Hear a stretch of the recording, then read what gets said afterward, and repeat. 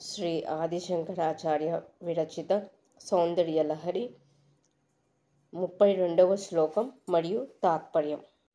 శివశక్తి కామ క్షితిరద రవి శీతకిరణః స్మరోహం చక్రస్తదను చ పరామారహరయః అమీహృల్లేకాభిస్తిసుభిరవసానేషు ఘటితాః భజంతే వర్ణాస్తే తవ జనని నామావయవతా. శివ హ శక్తి స మన్మథ క పృథ్వీ ల ఈ 4 బీజములు. అనంతరం రవి హ చంద్ర స మన్మథ ఖ రవి హ ఇంద్ర ల ఈ 5 బీజములు. తదుపరి పర స మార క పృథ్వీ ల ఈ 3 బీజములు. పై 3 ఖండములలో ఒక్కొక్క దాన్ని చివర ఒకే హృల్లేఖ హ్రీం చొప్పున 3 కూర్చిన ఏర్పడే మంత్రం నీది. నీ నామమునకు ఈ 15 బీజములు అవయవములుగా ఉన్నవి.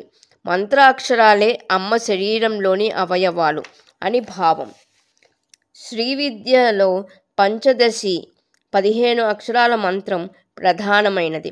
మంత్రస్వరూపాన్ని 32, 33 శ్లోకాల్లో జగద్గురువులు పేర్కొన్నారు. ఈ మంత్రం 2 విధాలుగా ఉన్నది. ఒకటి హది విద్య, 2 కాది విద్య. ఇందులో రెండవది ఎక్కువ ప్రాచుర్యం పొందినది. 32వ శ్లోకంలో హాది విద్యను చెప్పి 33వ శ్లోకంలో కాది విద్యను చెప్పాడు. అయితే మంత్రాన్ని కేవలం గురుముఖత మాత్రమే గ్రహించాలి అని శాస్త్ర నిర్దేశం.